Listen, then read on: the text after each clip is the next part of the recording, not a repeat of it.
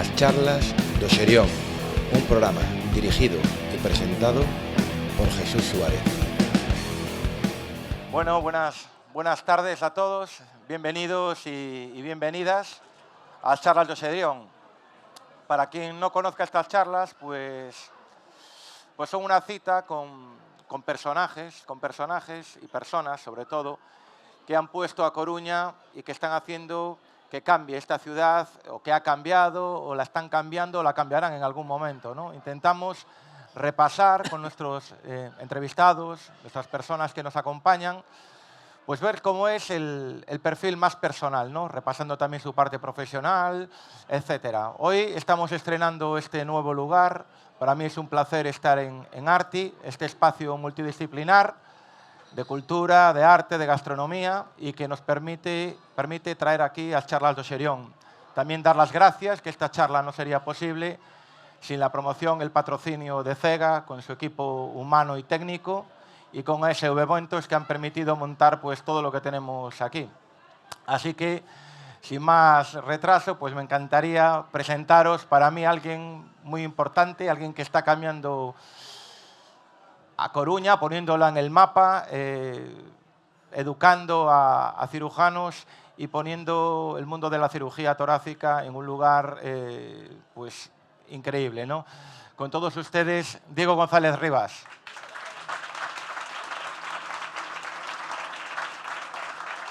Bueno, Diego, bienvenido a Charlas do Xerión. Ya sé que hoy ha sido un día duro, ¿no? Y gracias por estar aquí. Gracias a ti por organizar este evento. Estoy encantado. Bueno, pues aquí siempre en As charlas do Xerión, ¿no? Pues en Coruña somos mucho de identificarnos con nuestro código postal, ¿no? Siempre intento identificar a la gente. Yo soy un 15002, Monte Alto de toda la vida.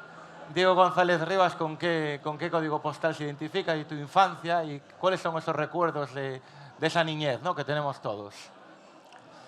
Bueno, a ver, vamos a ver. Yo pasé mi infancia, yo vivía en la calle Lorzán, y entonces, bueno, pues mi infancia la recuerdo mucho cerca del mar, siempre, cerca de Riazor, jugando por allí, por las calles, disfrutando mucho de la calle, ¿no? Que era en aquel momento lo que los chavales hacían, más que nada, ¿no? Ahora ha cambiado todo un poco, esto más online, más en casa, pero en aquella época la única forma que teníamos de divertirnos era salir a la calle y jugar, ¿no? Así que me identifico mucho con la calle, con la zona de Lorzán, con la zona de Riazor, toda esa zona. El otro día, cuando le comenté a un amigo, ¿no?, que ibas a estar en As charlas do Xerión, me dice, hombre, Diego, pero tú no te acuerdas de Diego. Si Diego bajaba a la plaza con nosotros a jugar, que vivía allí donde estaba el patatero, en la calle de Lorzán, y que eras muy amigo de Julio, de un compañero mío, y digo yo, pues no me recuerdo de él. Sí, claro. Y aquella época, pues es lo que dices tú, muy vinculado a esa infancia y a la calle. Y bueno, veo que también tienes una vinculación, que tú ibas mucho a ver a tu abuela, que me han chivado, ¿no? Y que tu abuela vivía mucho por la zona de Penamoa. Sí.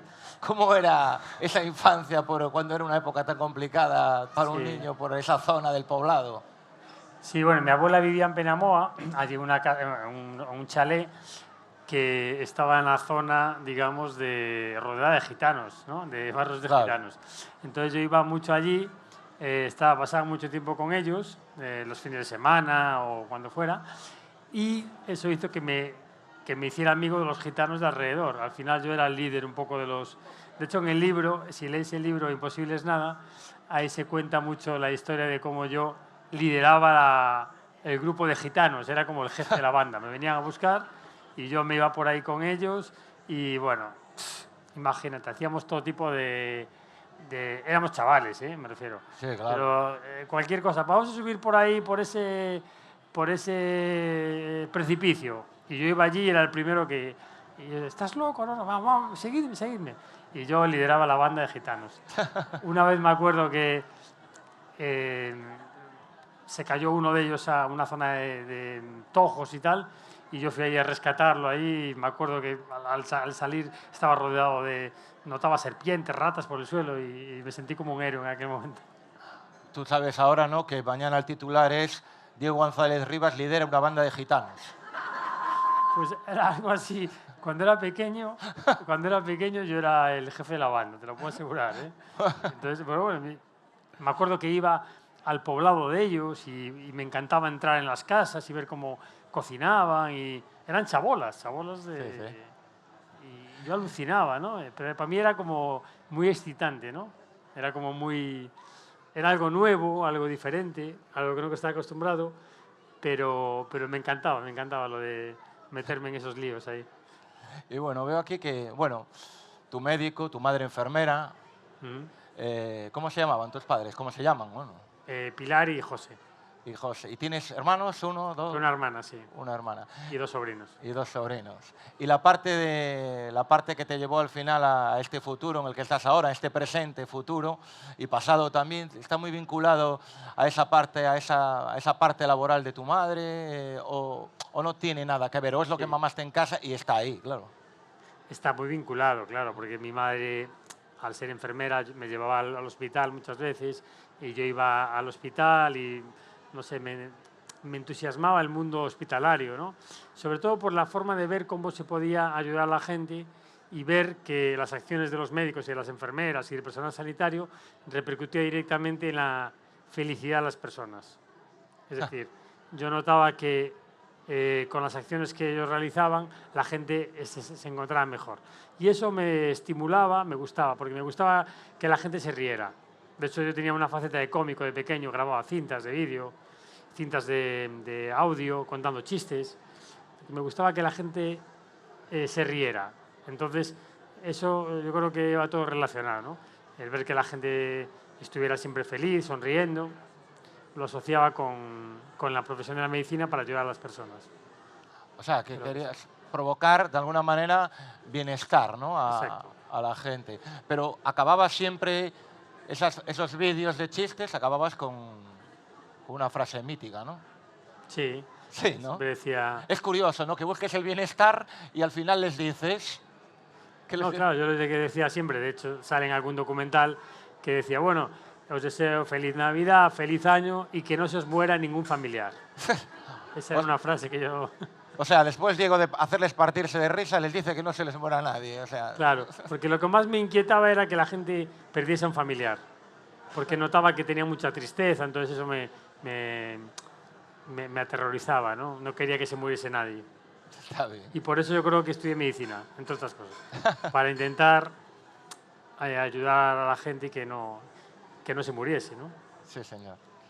Y bueno, veo que tus estudios fueron en Obradoiro, ¿no?, en el Colegio del Obradoiro. Sí, estudié en Obradoiro, desde parvulitos hasta COU, o sea, toda mi vida.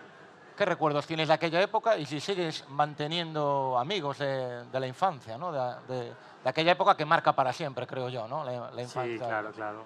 A ver, vamos a ver, yo tengo muchos buenos recuerdos en el Obradoiro, ¿no? Es decir, es curioso cuando uno está en el colegio, pues cuando le echan las broncas o cuando le tiene problemas, ¿no?, en el colegio, pues porque ha hecho algo mal o lo que sea, que uno tiene esos malos recuerdos de esas personas, ¿no?, que eran los profesores que a lo mejor pues le castigaron o le hicieron tal. Pero con el tiempo filtras todo eso y lo eliminas, lo malo. Te quedas con lo bueno, ¿no? Sí. Entonces yo en el colegio tengo muy buenos recuerdos porque me supieron enderezar y eso lo valoro mucho. Es decir, yo era una persona muy inquieta, muy traviesa, estaba en todos los fregados, era también como el jefecillo, el líder de la... El líder del Obradoiro también, madre mía. Era el líder, no, te aseguro que en mi clase estaba metido en todo. De hecho, me echaban de clase, bueno, 1000 historias, ¿no? Y entonces, claro, yo no reflejaba en mis notas de estudio pues ciertas cosas como era pues, el coeficiente intelectual, que en los test me salía muy alto, sin embargo mis notas eran regulares, es decir, suspendía a lo mejor una, sacaba un 10 en matemáticas, es decir, no iban acorde con una persona que tenía notas muy brillantes en unas y en otras no. Entonces, en el colegio veían que yo tenía capacidad, tenía potencial, pero no lo reflejaba. Y entonces cuando ya se acercaba la época de ya tener que ya elegir una carrera, etcétera, etcétera, pues ya me pregunto, ¿tú qué quieres hacer? Ya se reúnen contigo y por eso en el Obradoiro creo que me enderezará muy bien. Y yo le dije, pues yo quiero ser médico. Pero hombre, médico no puede ser médico con esas notas, es imposible, tú tienes que estudiar mal. Entonces yo, pues me tengo que poner. Y me dieron mucha caña en eso y entonces el último año me puse a estudiar y saqué unas notas muy buenas para entrar en medicina. Y gracias a eso pude entrar en medicina. Sí, Si no, probablemente no hubiese entrado. Joder. Mi vida hubiera sido completamente diferente. Sí, señor. Y bueno, tenía que apuntarlo, claro, porque todo el mundo en esa época, ¿no? Infantil del colegio. ¿Tenías algún mote? Líder, tal vez. No, No, no tenías ningún no mote. tenía ningún mote que yo recuerde. Claro, a ver quién le pone un mote al líder, ¿no? También eso es jodido, ¿no? Después Bueno, tienes- más que líder era el cabecilla, sí. Cabecilla, sí. El que estaba siempre delante para hacer cualquier travesura. Es decir, si había que ir a, no sé, a ir a romper unos cristales de un casucho que estaba ahí abandonado, iba yo el primero. Y a tirar las piedras y... Bueno, he hecho mil y una, pero bueno, de pequeño, ¿no? Bueno, y contabas bien, ¿no? Que aplicaste, que le apretaste el acelerador para el selectivo ese último año COU para conseguir entrar dentro de medicina, que es lo que querías estudiar. Y tu primera idea era hacer plástica, cirugía plástica. Sí, bueno, eso cuando acabé la carrera, ¿no? Ah, cuando vas. Sí, yo en la carrera, bueno, yo entré en medicina. Bueno, claro, entras en medicina y después Claro, eliges la entré en especialidad. medicina, ¿no? empecé a hacer la especialidad. Entonces, es curioso, ¿no? Porque cuando entras en medicina, yo pasé de ser un estudiante regular en el colegio a ser un estudiante muy bueno en la carrera. Y es más, empecé pues poco a poco, cada vez más, hasta que en los últimos años pues saqué muchas matrículas de honor, hice muy buena carrera. Al final, porque lo que estudiaba me gustaba y me costaba poco estudiar. Era una persona que me costaba poco estudiar. Retenía rápido. Entonces, me entusiasmó la carrera y poco a poco fui sacando cada vez mejores notas. Entonces, cuando acabé la carrera, saqué una buena nota para elegir el MIR y entonces tenía opciones para elegir. Mi primera opción, no sé por qué, era la cirugía reconstructiva, la cirugía plástica. Sí. De hecho, había ido a Barcelona a mirar allí un hospital en Belviche y me interesaba. Pero, por circunstancias de la vida extrañas, un par de días antes de elegir, me llegó una noticia de que iba a empezar aquí el programa de trasplante de pulmón en La Coruña y de que había una posibilidad y de que, bueno, una serie de cosas. Entonces me picó la curiosidad y dije, bueno, a lo mejor es interesante. Y el día de la elección, pues yo no tenía pensado hacer torácica, pero cuando me tocó el número, cambié. En ese momento dije, torácica. Yo a veces lo pienso como si fuera una intuición Sí, ¿no? de que algo iba a ocurrir, no lo sé. Así es que elegí torácica. De hecho, fue curioso porque yo, el día que elegí la especialidad, pinché torácica. En aquel momento había que ir a Madrid y elegir. Elegí torácica y de repente, aparte había 6 plazas en España, una especialidad muy cotizada en aquel momento, muy difícil de conseguir. Pero como tenía el número y me daba, la cogí. Y cuando elegí, bueno, pues me acuerdo que, imagínate, elegí a las 11 de la mañana y a las 5 de la tarde yo estaba en un avión a Sudáfrica me fui a hacer surf un mes entero, el mes entero que tenía, porque dije, voy a aprovechar este mes, que un mes así no lo vuelvo a tener nunca más. Ahora empezaré a trabajar y tal. Y me fui un mes a hacer surf a Sudáfrica yo solo, iba en el avión, iba pensando, hostia, esto de torácica, ¿de qué va? No me habría arrepentido, no me arrepentiré. Pero fuiste solo. Me fui solo, sí. Y yo me gustaba viajar solo. Y entonces iba en el avión y me llegué un poco a agobiar en el avión, porque eran como 10 horas de avión, 8 horas de avión, y yo diciendo, hostia, ¿pero esto de torácica de qué va? Realmente, ¿he escogido bien? Y luego llegué yo a Sudáfrica, ya se me olvidó y tal. Entonces, y ya dije, seguro que va bien. Entonces luego mi madre me mandó un recorte de periódico como a los 15 días y no, acaban de hacer el primer trasplante de pulmón en el servicio donde vas a ir y tal. Bueno. Y bueno, poco a poco pues me fue entusiasmando, ¿no? la profesión. y esa época universitaria, porque bueno, ese fue en Santiago, ¿no? ¿Dónde estudias? Sí, estoy en Santiago. Sí. En Santiago, bueno, pues ya me adelanto un poco, ¿no? Pero ¿cómo equilibrabas, no? Porque me parece que la fiesta te gustaba, ¿no? Eres líder, eres tal. Sí, era fiestero. Era fiestero. ¿Cómo equilibrabas? ¿No te costó esa parte? Porque decías que, bueno, tenías esa capacidad, ¿no? Ese don de... Sí, yo tenía la suerte de que estudiaba dos, 3 días antes y me llegaba. O sea, tenía capacidad para estudiar. Joder, qué suerte. No era capaz... O sea, intentaba estudiar siempre al día, pero cuando tenía que estudiar para un examen lo hacía como 3 días antes, me ponía a tope. Entonces podía tener... De hecho, yo los fines de semana trabajaba en una discoteca siempre. ¿Ah, sí? Trabajaba aquí en Coruña. Luego, cuando preparé el MIR, trabajaba en el playa. De hecho, a veces iba con los apuntes al playa. A O Coruña. Me acuerdo que tenía un examen a lo mejor un lunes y yo estaba con los apuntes el domingo allí, antes en la barra, ¿no? Y luego, cuando hice el MIR, trabajé en una discoteca que se llamaba LP45, que estaba en Órdenes. Sí. Y preparando el MIR, todos los sábados iba a trabajar. Incluso la semana antes del MIR fui a trabajar y me llevaba los apuntes. Porque era una forma de desconectar, ¿no? Qué suerte. Coño. Sí. La verdad es que sí. Y también ganaba dinero, o sea que me venía muy bien. Te voy a presentar a mi hijo después, a ver si se le pega algo, tío, porque... Sí. Porque eso... Para mí era importante, es que yo no era capaz de estar... O sea, no era capaz de estar 10 horas seguidas estudiando, en casa me agobiaba. Necesitaba, vale, lo que hacía era, me organizaba muy bien. Por ejemplo, imagínate, yo decía, pues a las 6 de la tarde voy a hacer surf. Pues estudiaba a tope hasta las 5 o 6 de la tarde y luego me iba a hacer surf. Ajá. No podía estar pensando el día entero se me hacía eterno, ¿entiendes? Si estaba el día entero sin hacer otra cosa que fuera a estudiar. Tenía que hacer actividades, aparte de estudiar. Sí. Siempre. Sí. Y bueno, ya me adelantaste un poco, pero no, tenía aquí, en esa época, ¿no? ¿Por dónde salías por Coruña? ¿Cuáles eran tus locales de ocio con tus amigos? Pues, porque trabajabas. Vamos a ver, yo siempre trabajé en locales. Siempre trabajando en locales. Desde los 15 años. Empecé en el playa, que me escapaba de noche. Yo vivía en el Orzán, vivía con una tía, bueno, mis padres venían, mi hermana y yo, vivíamos allí con ella, una tía mayor que nos había cuidado a mi familia. Y entonces mis padres tenían su piso, trabajaban y comíamos juntos, pero yo dormía allí con mi tía. Entonces, de noche, yo me escapaba.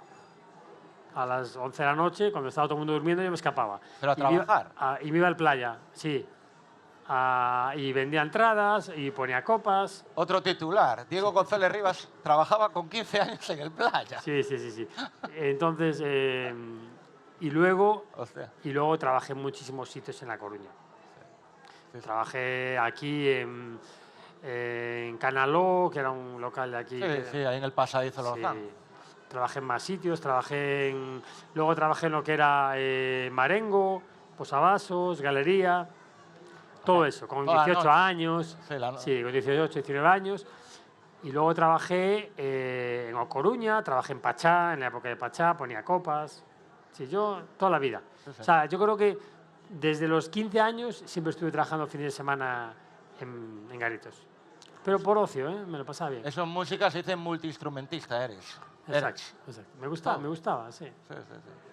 Viví épocas muy buenas en la época de Pachá, cuando venían los grupos, los conciertos, que era cuando era la época dorada de Pachá. Sí. Y yo ponía copas ahí con 18 años, 17. Sí. Me gustaba, tenía el pelo largo, bueno, era otro look. Bueno, en esta época, volviendo un poco a la parte de cuando ya te conviertes en residente, ¿no?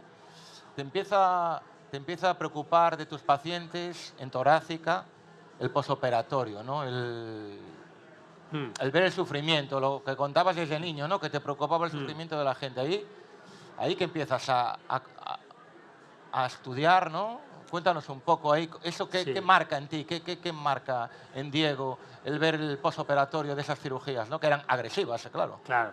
O sea, yo cuando empecé la especialidad, lo que más me llamaba la atención era que los pacientes tenían mucho dolor. Sí. Porque nuestras cirugías eran muy agresivas. La cirugía torácica es la cirugía que más duele de todas. Es la más dolorosa. Porque yo hablo de cuando ya empecé la cirugía, aunque se sigue haciendo a día de hoy. había que separar las costillas y tú separas las costillas así y trabajar con las manos. Entonces, eso es lo más, la incisión más dolorosa de todas las que hay. Más que la abdominal, la que más duele. Entonces, los posoperatorios eran muy duros. Sí, sí, sí. Entonces, era una de las cosas que a mí me costaba más, ¿no? Me costaba mucho ver a los pacientes retorcerse de dolor. No me gustaba. Lo quería cambiar. Y entonces fue cuando en el año 2006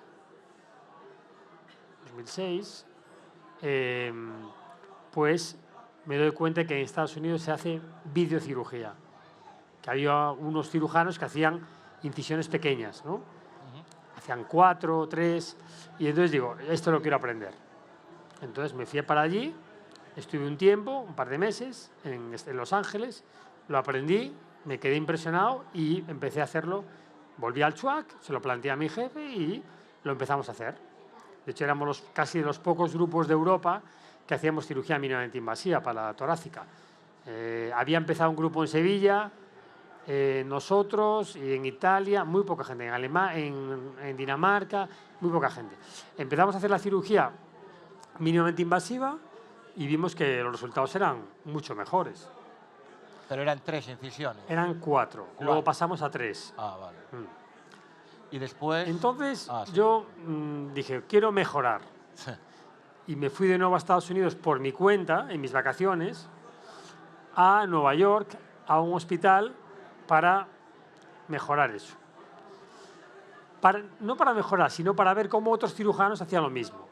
Entonces, nada, llegué a ese hospital, en el Memorial, y estuve allí un tiempo, y de casualidad conocí a una cirujana que era de Carolina del Norte, y ella me dijo, no, yo le pregunté, ¿qué haces aquí y tal? No, yo había ido a ver cirugía de pared abdominal, o sea, de pared torácica, otra cosa. Y yo le dije, bueno, pues yo he venido aquí a ver esto porque hacemos vídeo y tal. Ah, ¿y vosotros hacéis vídeo? Sí, nosotros hacemos vídeo. En mi hospital, en Carolina del Norte, hacemos solo 2 incisiones. Y para mí fue un shock eso. ¿Cómo 2 incisiones? Es imposible. Sí, entonces me hizo un esquema, me lo dibujó y me explicó cómo hacían para pasar de una cámara, cómo intercambiaban la cámara. Y entonces ese esquema a mí me penetró mucho, ¿no? Me quedé como, esto tengo que aprenderlo, ¿no?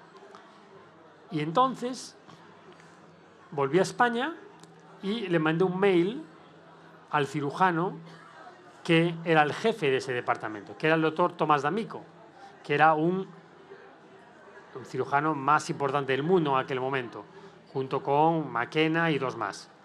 Y le mandé un mail, le dije, hola, soy un cirujano español, me gustaría visitarle porque su técnica me ha apasionado, etcétera, etcétera, y me parece impresionante. Y entonces él me respondió y me rechazó.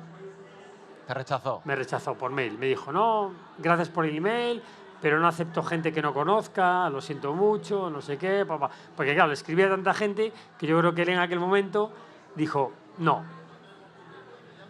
Entonces yo me quedé como en shock. Qué mal educado, no sé, me sintió qué forma, ¿no? No entendía cómo no me dejaba ir a verlo. Pero yo, en mi primera reacción fue, vale, ok, no me interesa, voy a seguir con lo que estoy haciendo. Pero claro, pasaban los días y mi cabeza seguía, ¿no? Sabía que tenía que aprender eso, como fuera. Sí. Tenía que buscar la forma de ver eso. Entonces dije, bueno, pues ya está. Voy a ir a un congreso en Estados Unidos donde esté él y cuando acabe su charla lo voy a abordar y así ya me conoce. Entonces, nada, busqué el Congreso Americano. Cuando fue, imagínate, en enero, allá me fui yo, al Congreso Americano. Fui a donde daba él la charla. Cuando acabó la charla, me acerqué a él y le dije, bueno, el doctor D'Amico, me ha encantado su charla, es maravilloso. Bueno, empecé a hablar con él, me gustaría visitar. Ah, pues sí, mándeme un mail y tal. Digo, vale. Yo no le dije nada, que era el del mail. Entonces, nada, creé otra cuenta de mail diferente, claro. Estás hecho un hacker. Claro. Y entonces le mandé un mail, ¿no? Le mandé un mail. Hola. Y yo, pues sí, encantado. Entonces ya así me aceptó. Entonces nada, lo fui a visitar y fue cuando yo descubrí la forma de hacer esa técnica con 2 incisiones. me quedé impresionado y volví a España y la empezamos a hacer, ¿no? Sí, sí. Entonces empezamos a hacer la técnica con 2 incisiones y cuando llevábamos ya 80 casos y todo funcionaba muy bien, un día me notaba que cuando ponía la cámara por una sola incisión y el instrumental junto, tenía una visión más directa, ¿no? Entonces empecé a ponerla junto cada vez más, de forma intuitiva, porque notaba que me encontraba mejor, hasta que un día dije, voy a empezar directamente con una incisión. Habíamos hecho ya cirugía experimental, porque habíamos hecho un curso, y en el curso lo probé, y funcionó muy bien. Así es que un día dije, vamos a empezar a hacer una incisión, y si me hace falta la segunda, la hago. Así fue, empecé, lo hice, y todo, y salió todo perfecto. ¿Y le dejaste venir al de Nueva York a mirar cómo hacías con una sola incisión? Bueno, yo luego me hice muy amigo del doctor D'Amico, de hecho, somos íntimos amigos. Sí, sí. Él ahora hace mi técnica, Sí. hacemos cursos juntos en Orlando todos los años, voy a Carolina del Norte, él ha estado en mi casa aquí, yo estoy en su casa, somos muy amigos. Y él hace Uniportal ahora, él ha cambiado a la incisión única, ¿no? Le conté la anécdota esa años después, Sí. de tal, se reía tal. Y bueno, empezamos a hacer Uniportal y poco a poco, cada vez más, hasta hoy. Con todos los problemas que hubo por el medio, que bueno, eso es otra película, eso es otra charla. Otra charla, ¿no?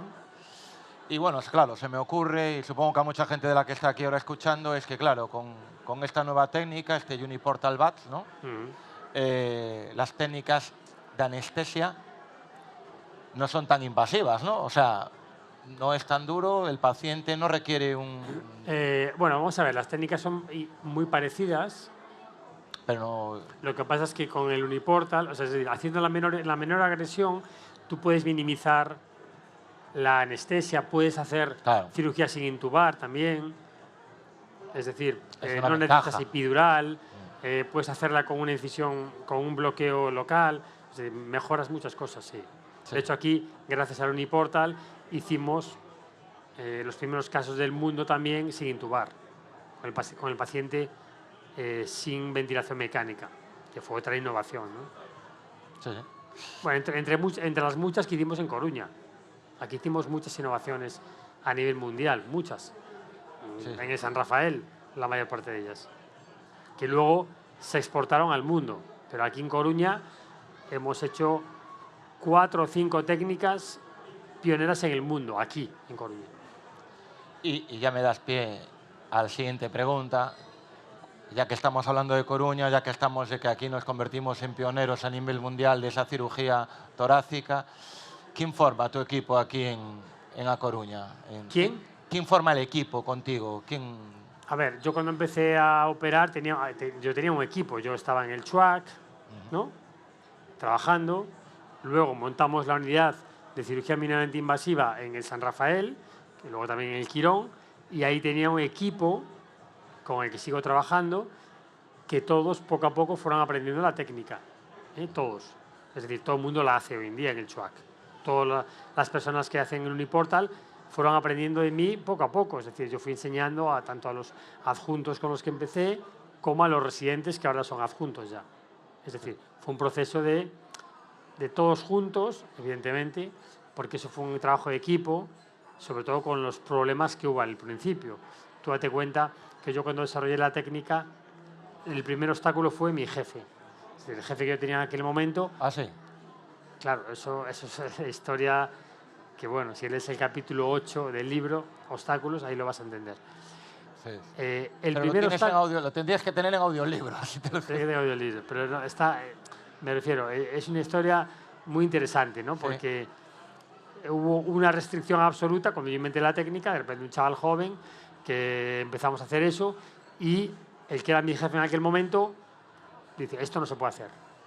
Esto se puede hacer, yo soy el jefe, y era un problema de protagonismo, ¿no?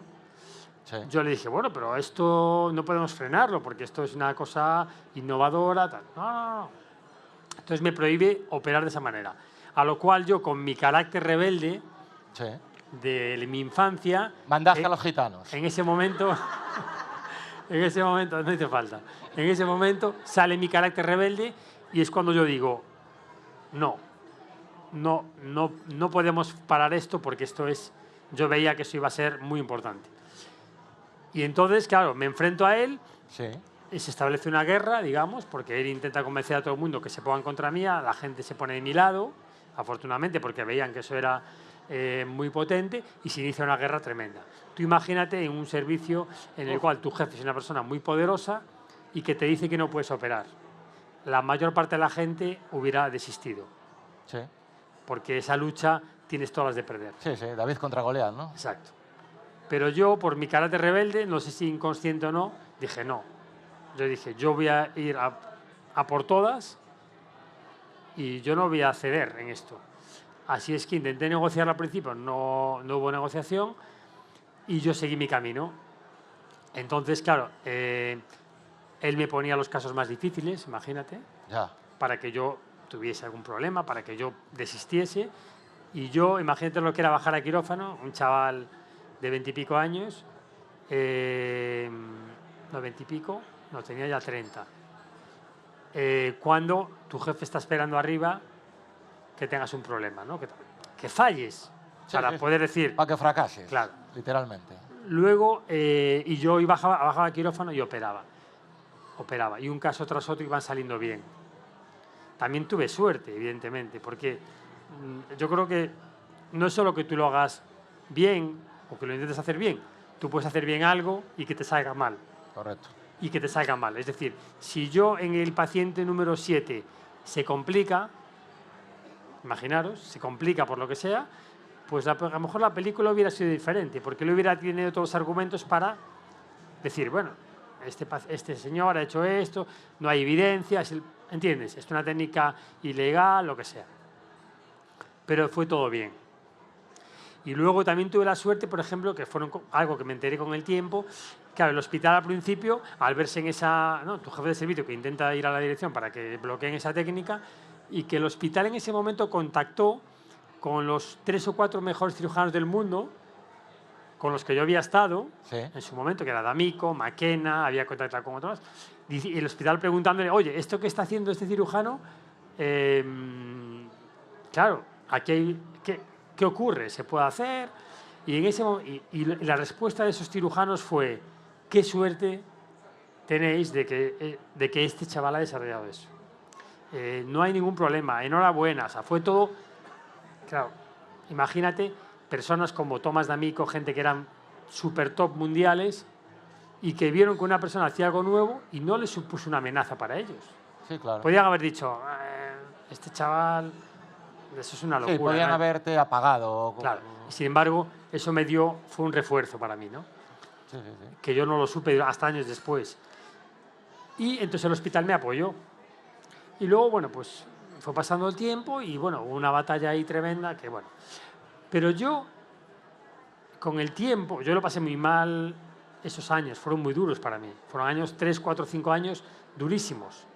Porque, claro, era todo denuncias, salí en el interview, imagínate que nos acusaba de que derivamos pacientes a la privada, salí en El País, salimos diciendo que era una técnica ilegal, bueno, 1000 cosas. Entonces para mí era duro, ¿no? Levantarme cada día y saber, a ver, ¿qué va a salir hoy? ¿Qué van a contar? ¿Qué he hecho mal? Pero el tiempo fue poco a poco poniendo todo en su sitio. Y lo bueno que tuvo eso fue que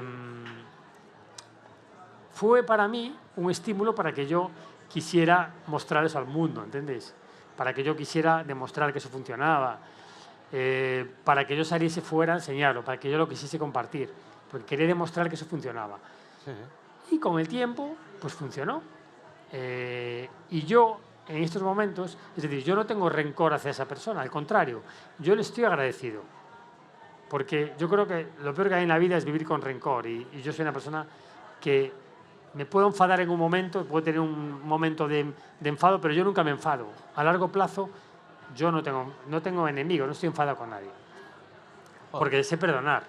Entonces, yo creo que eso para mí fue fundamental. Es decir, el hecho de que esa persona hiciera eso, yo le estoy agradecido. Porque gracias a él pude desarrollar todo lo que desarrollé. Si él hubiese hecho otra cosa, la historia hubiera sido completamente diferente. Si él me hubiera dado una palmada y hubiera, pues venga, vamos, se hubiera arrimado al carro de esa, pues yo hubiera ido de su mano y no hubiera crecido a ese nivel seguro, porque hubiera ido siempre bajo su sombra. Sí, sí, sí. Entonces yo le estoy agradecido porque creo que fue un estímulo y una motivación para mí. Y creo que es importante darte cuenta de que no tiene ningún sentido que yo tenga rencor, al contrario, le estoy agradecido, ¿no? Por eso en la vida creo que uno cuando tiene problemas por lo que sea, cuando uno encuentra obstáculos, tiene que verlo como oportunidades y no como un problema. Y yo eso lo usé como una oportunidad. Pues muy bien. Y en 2012 llega la gran aventura china. ¿Cómo se plantea ese...? Porque el mercado asiático, pues, desde mi opinión, no tengo ni idea, tú nos lo dirás, es un mercado difícil, ¿no? Que confíen en ti. ¿Cómo te ganas? ¿Cómo llega esa aventura? Bueno, eso fue, vamos a ver, yo hicimos un congreso en... Eso es lo que yo siempre digo, ¿no? Ahí también fue encontrar el lugar adecuado con la gente adecuada en el momento adecuado. Y cuando confluyen esas cosas, surgen proyectos. Entonces, uno de ellos fue el de Shanghái. Yo fui a Hong Kong a dar un curso Uniportal, el primer congreso Uniportal que se hacía en Asia, que tuvo mucha repercusión, vinieron gente de toda Asia, porque era cuando se mostraba la técnica Uniportal en Asia, y ahí coincidí con 2 cirujanos de Shanghái que quedaron fascinados con la técnica. Entonces me dijeron, oye, queremos que vengas a nuestro hospital a enseñarla y tal y cual. Y dije, bueno, me mandaron una invitación al cabo de un mes, me mandaron un resumen del hospital y dije, no, es que en mi hospital hacemos 35 casos al día, que eso me parecía una barbaridad. Y yo, pero ¿esto cómo es posible? Si yo había estado en Estados Unidos y el que más hacía en Estados Unidos hacía 8 o 10 al día, el que más. Y para mí Estados Unidos era la referencia. 35 al día, ¿cómo es posible? Me invitaron, fui allí y empecé a hacer cirugías y a enseñarles. Claro, ellos no contaban que yo les enseñase. Ellos contaban que yo fuera allí, hiciera la cirugía y me fuera. Pero claro, me paré muchísimo, como yo estaba muy entusiasmado y me gusta enseñar, y me paré mucho tiempo y les decía, esto hay que hacerlo así. Los quirófanos se llenaban de gente. Otro caso y otro caso. Entonces venía gente nueva y los tíos apuntando tal, y quedaron flipados. Entonces, 2 días allí operando y dando charlas, me fui. Yo aluciné porque aluciné con el hospital, que era enorme, y al cabo de 4 meses me vuelven a llamar. Oye, que nos ha encantado, queremos invitarte de nuevo, porque nos has dejado alucinado la forma que nos enseñas, no esperábamos que nos mostraras todos los trucos. Es que los asiáticos, los chinos, son súper agradecidos. Es gente... Desconfiados también, ¿no? Pero son súper agradecidos. Sí. Si tú le haces un favor a un chino o un asiático, te lo va a devolver por 10. Sí, sí. Son súper agradecidos. Aparte de súper respetuosos por la gente. Así es que fui, volví a hacer más casos, más gente volvió a aprender, y ahí fue cuando me plantearon, oye, ¿por qué no vienes aquí a trabajar más y tal? Y digo, hostia. Y entonces ahí a mí se me encendió la bombilla y dije, yo en aquel momento estaba enseñando la técnica a cirujanos que me escribían, ¿no? Gente que me escribía para aprender. Y dice, bueno, pues venid a Coruña y estáis 2 días conmigo y hacemos 2, 3, 5 cirugías. ¿Vale? De hecho, yo hacía cirugías en el Chuac y luego en San Rafael, que venían cirujanos de otros países. Pero claro, venían y yo tenía un volumen de 6 pacientes, porque es el volumen que manejamos en España. Pero yo pensé, ¿y si a toda esa gente que me pide venir a ver las cirugías, le digo que en vez de venir a Coruña, vengan a Shanghái, donde el volumen es por 10, el aprendizaje es mucho mayor y ya no puedo, en vez de enseñar a 4 cirujanos, claro, puedo enseñar a 15. ¿Por qué? Porque hay tanto volumen. Así es que les planteé eso en Shanghái y me dijeron, perfecto. Y empezamos a hacer los training courses, que se llaman los cursos de entrenamiento. El primer año hicimos 2, el segundo hicimos 5 y el tercero hicimos 7. Y ahí creamos el mayor centro de cirugía del mundo. empezaron a venir cirujanos de todo el mundo y empezó aquello a crecer, el hospital empezó a crecer, todos los cirujanos de China me empezaron a invitar a muchísimas ciudades para aprender el Uniportal. Empecé a desplazarme a los fines de semana, iba a operar al norte, a Guangzhou, a Chengdu, a todas las ciudades de China, y entonces la técnica empezó a crecer en China muchísimo, se hizo súper popular y ya se hizo la técnica más popular del país. Y yo descubrí en China un país, para mí el más espectacular del mundo, sí, a todos los niveles. O sea, China es, si no habéis estado en China, os recomiendo que vayáis porque es el país más desarrollado del mundo. A nivel tecnología es el más avanzado. Sí. A nivel cirugía es donde están los mejores cirujanos del mundo, en todas las especialidades, os quedaréis alucinados. Porque la cirugía es volumen. Es gente que no vive, o sea, vive dedicada para la cirugía. O sea, nosotros entramos en quirófano a las 8 de la mañana y salimos a las 12 de la noche, sin parar de operar todo el día. A nivel cultural es un país espectacular, espectacular. A nivel geográfico es el país más increíble, montañas, ríos, bueno, a nivel histórico, a nivel gastronómico, la comida china no tiene nada que ver con lo que se come aquí. Realmente es un país espectacular. Y entonces, bueno, pues yo descubrí allí que era el sitio donde yo podía evolucionar la cirugía. Porque por el volumen, por la cantidad de cirugías, por la cantidad de apoyo que tuve allí siempre. Y bueno, pues por eso estoy allí la mayor parte del tiempo, ¿no? Porque allí hemos conseguido hacer cosas que en otro sitio sería imposible. Y claro, viendo cómo trabajan ellos a un volumen, que estás diciendo unos volúmenes tremendos, te plantean un proyecto de entrenamiento llamado 7 Days, 7 Cities, ¿no? No, bueno, eso fue un documental que hicimos cuando estábamos allí. Pero claro, ellos me plantearon hacer el documental, que era operar en 7 ciudades. 7 días. En 7 días. China no es Coruña, sí, claro. Sí, era como operar hoy en La Coruña, mañana en Polonia, pasado mañana en Suecia, pasado mañana en Rusia, así. ¿Y cómo gestionaste toda esa carga? Bueno, si vais a YouTube, a mi canal, y ponéis 7 Days, 7 Cities, ves el documental. Un ritmo muy intenso. Muy intenso. Pero bueno, fue una de las múltiples cosas que yo hice allí.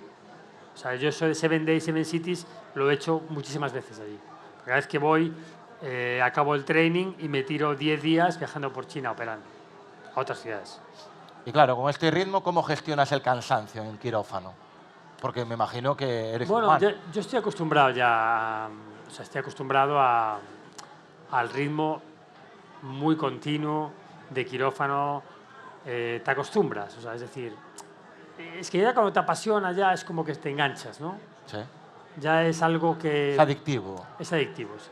Sí, porque cuando creas algo y ves que va creciendo y ves que lo vas ampliando a otras zonas y vas desarrollando otra tecnología y otra, es como una creación, pues no sé, como le pasaría a Amancio Ortega cuando creó Inditex y vio que crecía de tal manera que no le permitió llevar una vida normal nunca más, ¿no?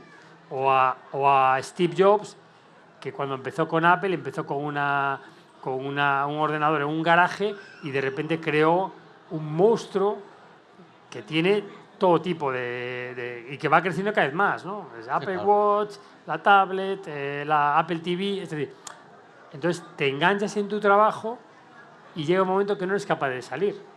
Pero no es malo eso, porque no quiere decir que no tengas vida, como la gente que piensa, no, es que digo, solo trabaja, no, es que yo disfruto con lo que hago, ¿entiendes? O sea, no lo considero un trabajo, lo considero un modo de vida.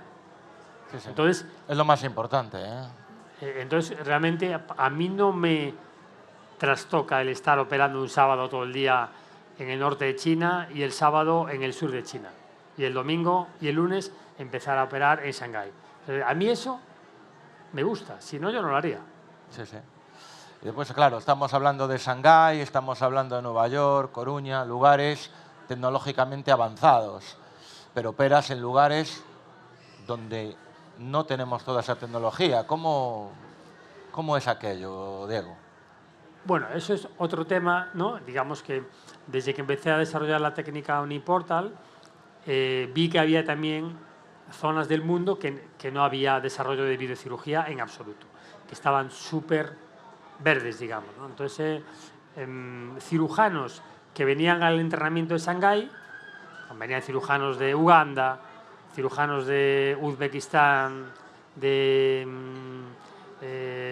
Guatemala, y entonces, claro, ellos se entusiasmaban con la técnica, pero me decían, claro, el problema es que nosotros queremos empezar, pero no somos capaces. Solo viniendo aquí no somos capaces de empezar allí. Entonces, pues yo voy a vuestros hospitales, me ofrezco a ir y ahí continuamos con el desarrollo. Y así fue, poco a poco empecé a moverme a países en vías de desarrollo para continuar, digamos, lo que había empezado en Shanghái, ¿entiendes? Y poco a poco pues fui yendo de un país a otro, entonces llegaba allí, hacía las cirugías, les enseñaba y claro, el estímulo que creaban ellos era tremendo, ¿no? Una inyección para ellos de ilusión y de, bueno, imagínate, pues se ha empezado a hacer algo nuevo en el país, les daba mucho nombre, le hacía visible el hospital, ¿no? Pues poco a poco fui empezando a hacer misiones pues en Sudamérica, en África, en Oriente Medio, en países que no tenían recursos, ¿no? Sí. Al principio me pagaba yo casi todo, o sea, me gastaba mucho dinero. Y luego, poco a poco, fui encontrando ya compañías que me ayudaban a financiarlo. Es decir, yo le decía pues, a una compañía, si me dais las grapadoras, yo os doy una charla gratis o os ayudo a promocionar esto. Entonces, así conseguía que me dieran el material. Pero claro, yo cuando iba a África a operar, el problema es que allí no tienen grapadoras para el pulmón. Para hacer cirugía mínimamente invasiva era todo una película. O sea, era todo, pues, yo, imagínate, decía, bueno, pues vamos a Costa de Marfil. Sí. Hablaba con los cirujanos, todo bien, pero ahora, lo siguiente, los permisos. Bueno, permisos para convalidar el título. Siguiente, no hay grapadoras. ¿Cómo llevo las grapadoras? Hablaba con estas compañías, pues que las mandaran allí, pero claro, ellos realmente a una compañía no le interesa mandar grapadoras a Costa de Marfil porque no tienen negocio después. Sí, sí. ¿Entiendes? Sí, sí, claro. Salvo que yo les ofrezca una compensación. Es decir, entonces yo lo que hacía era, bueno, pues mandarme las grapadoras allí y yo os doy una charla gratis, os ayudo a hacer un masterclass en un país que queráis, donde tengáis negocio. Y lo hago gratis. Era la forma que yo... Pero claro, de repente mandaban las grapadoras a Costa de Marfil y quedaban retenidas en la aduana. Y entonces llegábamos allí y no había grapadoras, porque estaban en la aduana. Claro, en la aduana es dinero. Sí, claro. Según lo corrupto que sea el país, pues si hay suerte y los cirujanos del país, los médicos, tienen contactos en la aduana, pues las grapadoras salen de la aduana. Pero si no tienen contactos, cuando llega el cargamento a la aduana, ven que son grapadoras y se las quedan. Sí. Porque pensarán, bueno, ya buscaremos en el mercado negro cómo venderlas. ¿Entendéis? Sí, sí, sí. Entonces, muchos problemas. Luego el material, que lo tenía que llevar yo conmigo, y a veces me lo retenían también. Luego llegábamos al hospital, no había torres de laparoscopia o eran súper antiguas. Bueno, 1000 aventuras que te podría contar en África. Entonces, claro, operar en África de forma mínimamente invasiva es lo más complejo que existe. Sí, podemos imaginarnos. Operar en África, porque hay cirujanos que van a África a operar, hay ONGs que van a operar, pero son cirugías abiertas. Muy poca gente va a operar mínimamente invasiva a África torácica. Claro, entonces eso no tiene mayor problema. Tú vas a África con tu set y para hacer cirugía abierta pues no requieres tanta complejidad. Pero claro, para operar con vídeo, tú llegas a África, tienes la torre y de repente falta un tornillo que encaja la luz en el toracoscopio. ¿Sí? Y si te falta esa tuerca, ya no puedes operar. Tienes todo, grapadoras, torre, anestesista, tubo doble luz que lo llevas tú para intubar, porque ellos no tienen. Y falta una tuerca. Eso me ha pasado. Todo preparado, a punto de empezar la cirugía y el cable no enganchaba en el toracoscopio porque faltaba una tuerca. ¿Y ahora qué hacemos? Pues abrir. Cirugía abierta. Pues eso me ha pasado a mí. Y como eso, 1000 aventuras en África. Entonces, bueno, empecé a ir a África cada vez más y más o menos 3-4 veces al año iba a África a operar. O sea, tienes que estar hiperacostumbrado a improvisar. O sea, improvisar, África, a ser rápido mentalmente, me refiero. Me ha pasado de todo. No solo en África, en Centroamérica. Me ha pasado que me han cambiado pacientes, que me han engañado para que haga cirugías dándome datos falsos. Imaginaros. O sea, una vez me pasó en Bolivia, que iba más con César Bonome, anestesista, fuimos ahí a operar y entonces ellos me habían mandado un TAC de un aspergiloma, que es una patología muy compleja, que está todo muy pegado, es muy compleja, muy difícil. Y el cirujano estaba entusiasmadísimo con mi visita, había avisado a la prensa, venían cirujanos de toda Bolivia, lo iban a retransmitir a un auditorio.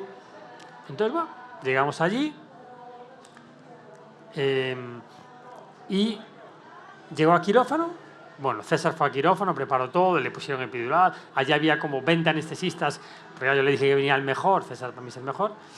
Y entonces estoy ahí aprendiendo con él y tal. Bueno, yo mientras tanto preparando todo, el paciente ya dormido de lado para empezar la cirugía, y de repente yo le digo a mi compañero, déjeme volver a ver el TAC.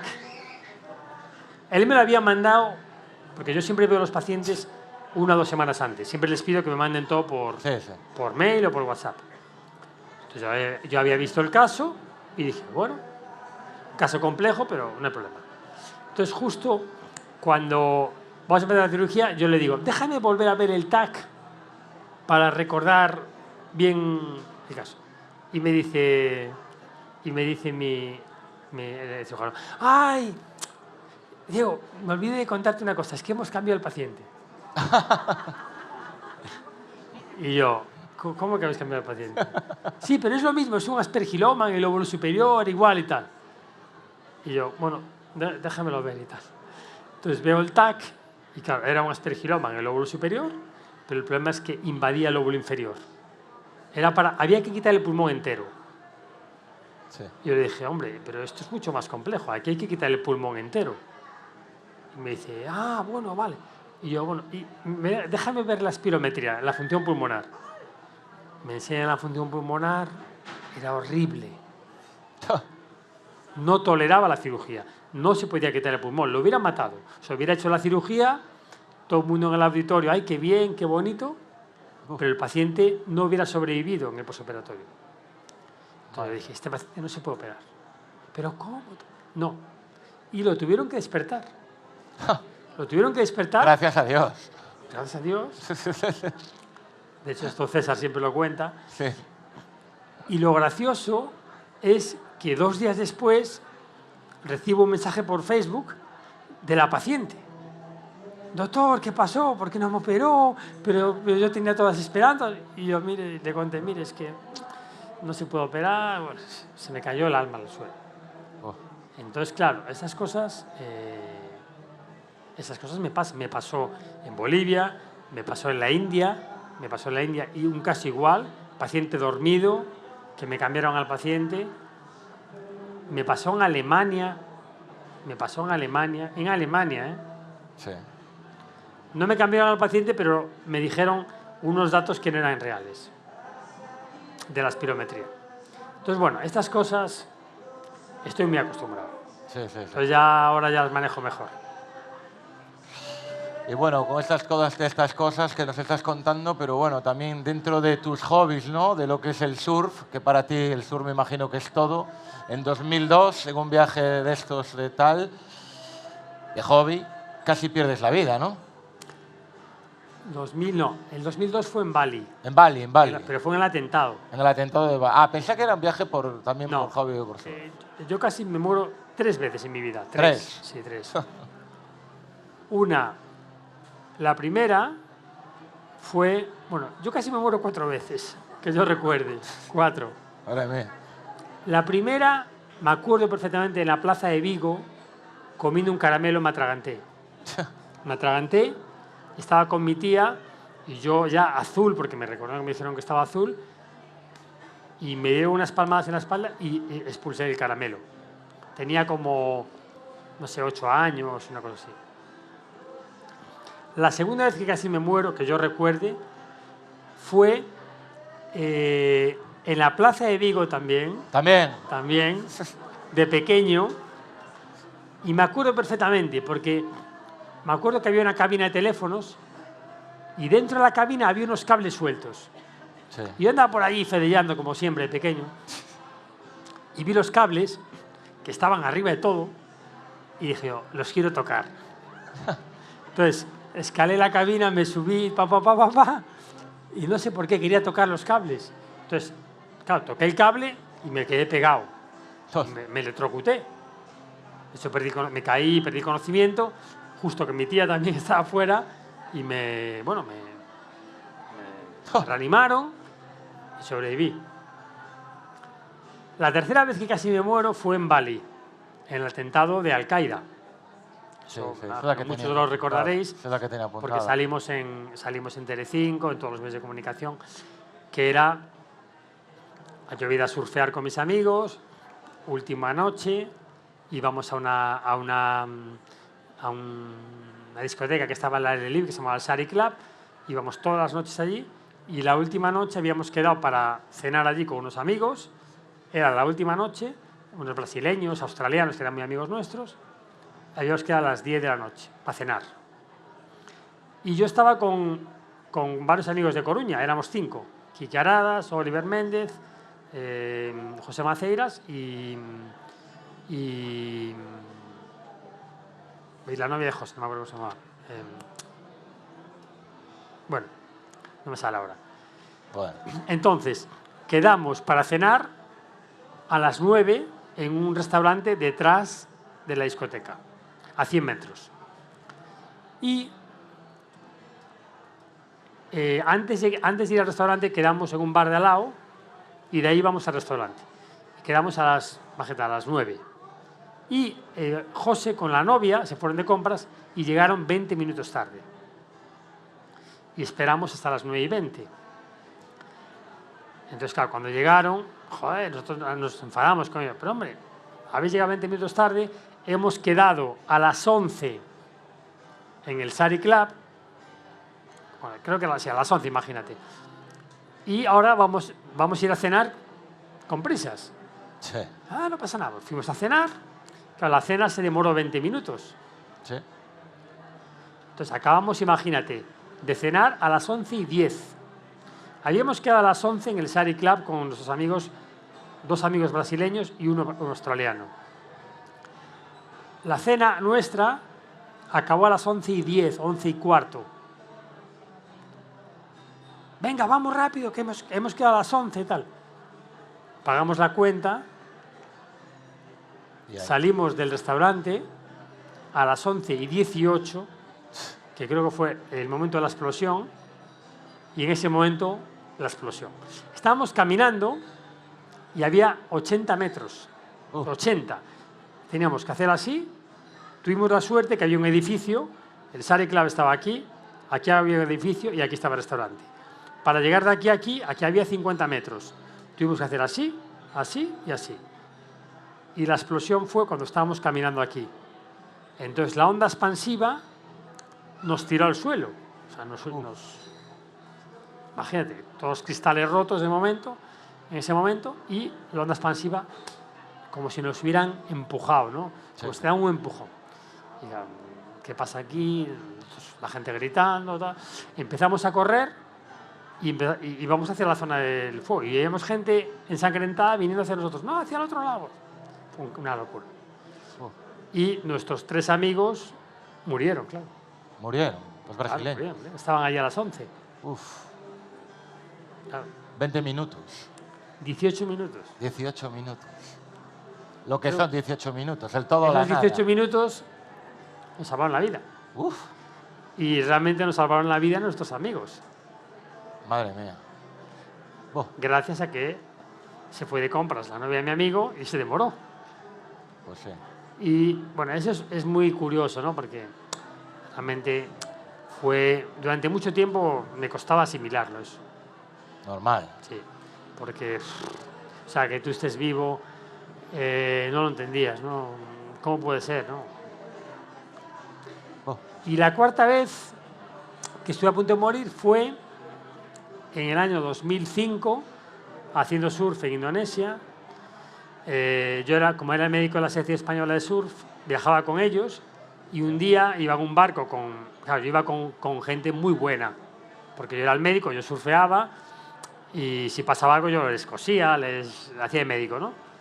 Nos íbamos a mover 15 días a surfear por Indonesia, por sitios paradisíacos, y yo me metía a su nivel, sin tener el nivel que tenían ellos, claro, de lejos, ni de lejos. Pero yo le echaba mucho valor y me tiraba olas enormes. Entonces, claro, un día, que estaba gigante, en un sitio muy peligroso, me metí, iba con ellos y me fui calentando, más, hasta que al final vi una ola enorme y dije, venga, le doy. Le di, me caí, estaba ya cansado, llevaba 2 horas en el agua, agotado, hacía mucho calor y ya la ola me envolvió y perdí el conocimiento. Tuve la suerte de que como allí cubre poco, la ola me arrastró hacia la orilla, el coral, de hecho me corté toda la espalda y me quedé como en el coral donde no cubría. Y ahí ya me venían a buscar y ya... No morí de milagro, o sea, tuve mucha suerte. Sí, porque Porque allí... yo recuerdo esas 4 veces. Hombre, ya llega, ¿no? Ya llega. Joder. No me extraña que... Era una pequeña premonición que dijese, no quiero que muera nadie cuando eras pequeño, ¿no? Exactamente. Lo veías venir. Exactamente. Algo así, algo así. Madre de Dios. Y volviendo aquí a Coruña, que estamos más tranquilos, cuando vienes, ¿cuál es tu sitio preferido? ¿Cuál es el sitio que más te gusta de nuestra ciudad? ¿O el que le gusta a Diego para ir a reflexionar, a descansar? La playa. La playa, sin duda. Sí, sin duda. El Orzán, pasear por el Orzán, por Riazor, estar con mis amigos y charlando. Siempre que vengo, siempre voy a la playa. O sea, es imposible que venga y no vaya a la playa, aunque sea una horita o sí, para verla, para estar... Sí. Sobre todo como voy mucho a Badba, soy amigo de Óscar, o con Dani, que está aquí también. Sí. Y vamos allí, entonces tomamos algo y bueno, eso me relaja, ¿no? Sí, señor. La playa porque es nuestra identidad, ¿no? O sea, lo que nos define a los gallegos es el mar. Sin duda. Entonces, y sobre todo porque en muchos sitios a los que voy no tengo la posibilidad de ver el mar, entonces cuando vengo lo aprovecho. Y a nivel personal, bueno, tenía aquí una pregunta, supongo, ¿eres una persona más intuitiva o reflexiva cuando ocurre algo? Intuitiva, creo, ¿no? Por lo que contaste antes tienes que tener mucha intuición, ¿no? Para lo que ocurre, ¿no? ¿O eres reflexivo? Soy bastante intuitivo. Sí, ¿no? Sí. Pero también reflexivo. Sí. O sea, intento analizar por qué ha pasado. O sea, soy de impulsos. No pienso mucho en las cosas. Impulsivo, todo. Sí. Yo creo que las mejores decisiones son las que se toman sin pensarlas demasiado. Es decir, yo siempre digo que la mejor decisión es la que te viene a la cabeza en el primer momento. Es decir, te dicen, ¿quieres ir a surfear? Lo primero que pienses es lo que tienes que hacer. Sí. Y luego, bueno, empiezas a decir, no, porque es que luego, es que el agua está muy fría, no, es que no me va a dar tiempo, tal. Luego ya vas a decidir algo erróneo. Sí. O por lo menos tienes muchas posibilidades de equivocarte. Pero si tú vuelves atrás y dices, ¿qué fue lo primero que pensé cuando me propusieron eso? Esto, hazlo. Hay que hacerlo, sí. Igual te arrepientes de no haberlo hecho, ¿no? Pero es mejor arrepentirse de lo que haces y no de lo que dejas de hacer. Totalmente. Porque lo peor que hay es no hacer las cosas. Lo peor que hay es quedarte con las ganas. Exactamente. Porque nunca sabes lo que hubiera pasado. Yo siempre digo que... 18 minutos. Claro, en la vida, si tú haces algo, siempre es positivo. Sí. Porque si te equivocas, aprendes. Y si aciertas, es un acierto. Pero si te equivocas, es positivo también, porque aprendes del error.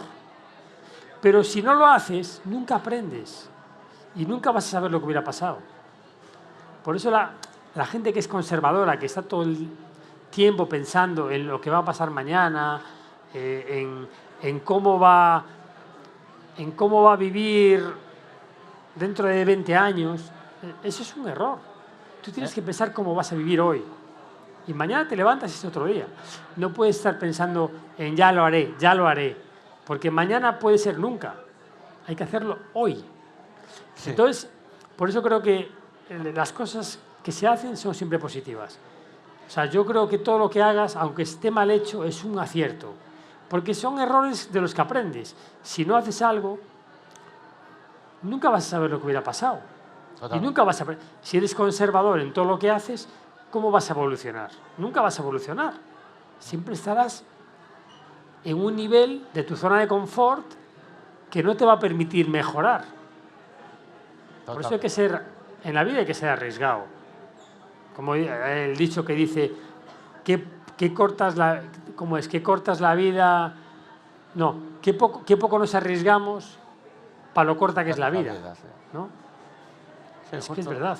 Justo tenía aquí la pregunta de ¿cómo te ves dentro de 20 años? No te ves, literalmente. Es que dentro de 20 años... Pero lo primero, me gustaría seguir vivo. Sí. Eso es lo primero. Y lo segundo, y sobre todo con salud. Sí. Si estoy vivo y con salud, me da igual cómo esté, pero si estoy vivo y con salud, ya para mí es importante. Pero, sin embargo, yo nunca pienso cómo me veré dentro de 20 años. Ya. Porque, ¿de qué vale pensar lo que va a pasar en el futuro? Te crea incertidumbre, te crea expectativas, te puede crear malestar. No tiene sentido. Totalmente. Pensar en el futuro. Yo pienso en lo que va a pasar hoy y lo que he hecho hoy. Y quizá lo que vaya a hacer mañana. Pero nunca me creo expectativas de... Bueno, en 20 años quiero estar casado, con 3 hijos, con un perro, con una casa. No, yo creo que la vida te va llevando y tú tienes que hacer lo que tú creas que tienes que hacer. No me gusta la imposición de la sociedad de tienes que hacer esto y si no haces esto está mal hecho, ¿entiendes? O sea, uno tiene que hacer las cosas según lo feliz que esté. Total. Si a ti te hace feliz esto, haz eso. No tienes por qué seguir un molde de la sociedad. O sea, no es más feliz ni el que tiene más dinero, ni el que tiene hijos, ni el que tiene el mejor coche, ni el que tiene el mejor trabajo. La felicidad es un concepto personal de uno mismo según cómo él vea la vida. Si tú disfrutas, no sé, tocando la guitarra, pues a lo mejor es la persona más feliz del mundo. No necesitas ser millonario, no necesitas tener dinero, no necesitas irte de viaje, porque tocando la guitarra cada día eres feliz. Y eso es suficiente, ¿entiendes?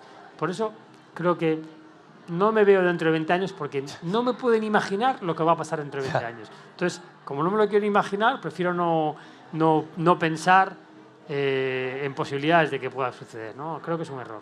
Y tú que eres una persona que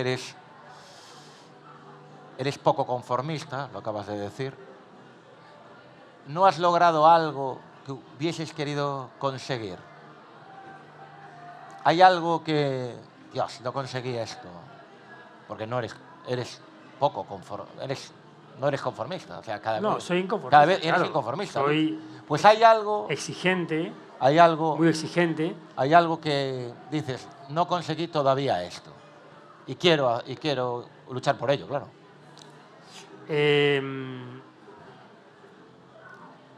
A ver, una de las cosas que siempre pienso, hombre, pues me gustaría tener una familia, tener hijos. Por un lado sí, pero por otro no. Es decir, o sea, me gustaría, pero... Como buen gallego, Diego. Claro. Gallego. O sea, realmente me gustaría, pero por otro lado no me veo como una persona que pueda estar en pareja y que pueda tener una vida estable, ¿entiendes? No quiere decir que no, en algún momento no quiera tener hijos, y que a lo mejor los tengo en algún momento. Pero sí que es una de las cosas que digo a veces, por un lado me gustaría, pero por otro lado tendría que cambiar mi forma de vida. Entonces, ya tengo a mis sobrinos que por lo menos me llenan en eso. Sí. Pero sí, no, es una de las cosas que a veces lo pienso, ¿no? Tener un hijo o dos. Pero claro, eso implica una estabilidad en tu vida. Claro. Tendría que renunciar al proyecto en el que estoy metido en mi vida, de expandir la cirugía mínimamente invasiva, ahora con la fundación, todos los proyectos que tenemos, ayudar a mucha gente en muchos países. Ahora en Latinoamérica vamos a también hacer cosas con la fundación el año que viene, que ya lo veréis. Entonces, por un lado, es algo que me gustaría, pero por otro implica renunciar a muchas cosas. Ataduras. Entonces yo, como siempre pienso, me considero muy joven, digo, aún soy joven para tener hijos, ya los tendré. Sí. Bueno, estamos llegando al final, Diego, y tenía aquí 2 preguntas que tienen que ver con la parte del futuro, ¿no? Y quería preguntarte si crees que queda mucho por avanzar en cirugía torácica y si crees que aún puedes mejorar mucho el Uniportal VATS. A ver, aún queda mucho por avanzar, no solo en cirugía torácica, en cirugía, pero se ha avanzado muchísimo en los últimos años. Creo que hemos vivido el mayor avance de la medicina en la historia en los últimos 30 años, con toda la cirugía mínimamente invasiva y la robótica, y somos privilegiados de poder ver esto, ¿no? Y ahora con la inteligencia artificial se va a dar un salto enorme, ¿no? Que también hay que tener precaución porque puede tener sus problemas, su lado negativo, ¿no? Mal usado. Pero creo que la cirugía se está robotizando muchísimo y va a evolucionar a una cirugía súper tecnológica, mucho más de lo que la vemos ahora, y que eso está por llegar.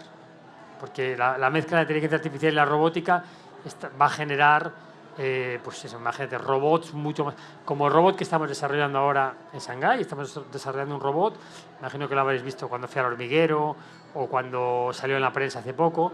Ese robot ya lo hemos usado ahora en pacientes.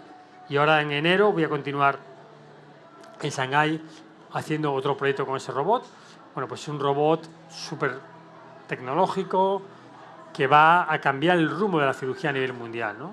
Porque ahora tenemos robots, pero es que este robot es una incisión mínima, como si fuera un videojuego, ¿no? Es realmente espectacular.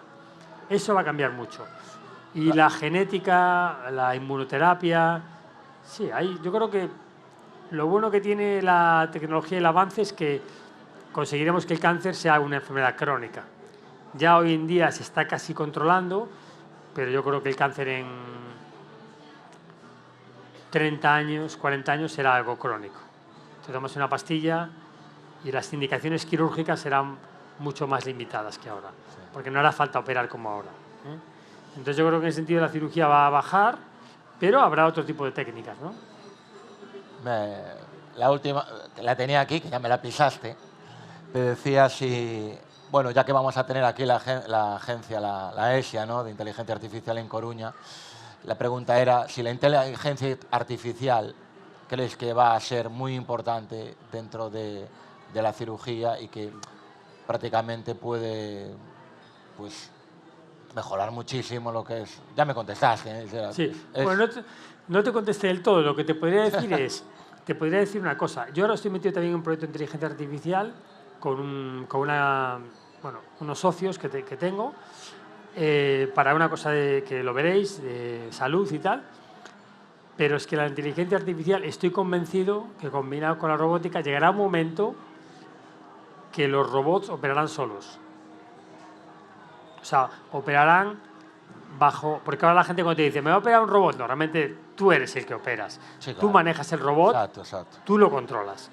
Pero es que la inteligencia artificial va a permitir, quizá no lo vea yo, o no lo veamos aquí, ninguno de nosotros, pero va a permitir que el robot aprenda...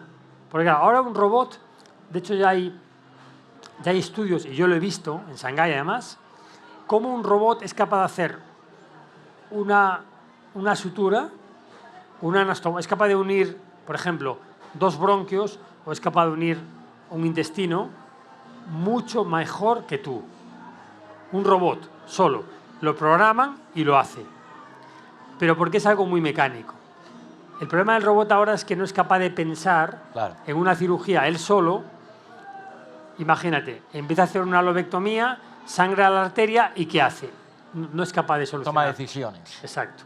Pero cuando el robot aprenda los millones de combinaciones posibles para que cuando sangre algo lo pueda solucionar o cuando haya que lo pueda reparar, y eso va a ocurrir, los robots, las cirugías serán programadas por el cirujano. El cirujano se limitará a decir, bueno, este paciente tiene un nódulo pulmonar en el segmento 6, hay que hacerle una segmentectomía y quitar los ganglios. Entonces el robot analizará las millones de probabilidades que tiene en esa anatomía de ese paciente, hará la cirugía perfecta y ante una posible complicación será capaz de repararla. Tal cual. Esto va a ocurrir, seguro, 100%. ¿Lo veremos o no? Espero que no. Yo te digo como te veo dentro de 20 años. Yo espero que los robots no lleguen a ese nivel, porque entonces nos quedamos sin trabajo. En China, que están invirtiendo mucho dinero en humanoides, Diego Bot González Rivas dentro de 20 años. Pues ya verás es tú. probable que haya muchos Diego Bots por ahí. Un Diego Bot González Rivas allí en el Shanghái Pulmonar. Exacto. Eso va a ocurrir. No, quiero decir que la robótica está avanzando muchísimo y la inteligencia artificial va a hacer eso. De hecho, en unos años nadie conducirá un coche. Claro. Los coches irán solos. Estoy deseando que llegue ese momento. Los coches irán solos y irán de un sitio a otro solos. Pues con la cirugía va a pasar lo mismo. Lo que pasa es que hace falta más tiempo. Yo creo que estamos hablando de un periodo de tiempo que yo a lo mejor no lo veo. Ya, yo creo que sí, ¿eh? Ojalá que no. Yo creo que sí. Prefiero operar yo. Bueno, pues Diego, muchísimas gracias por la charla, muchísimas gracias a todos ustedes que han asistido. Quiero dar un abrazo no solo a Diego González y a mucha parte del equipo de Diego que hoy ha estado trabajando muchísimo en San Rafael, y un abrazo y un aplauso muy grande para Diego González Rivas y todo el equipo, por favor. Gracias, Diego. Un placer. Gracias por todo. Encantado.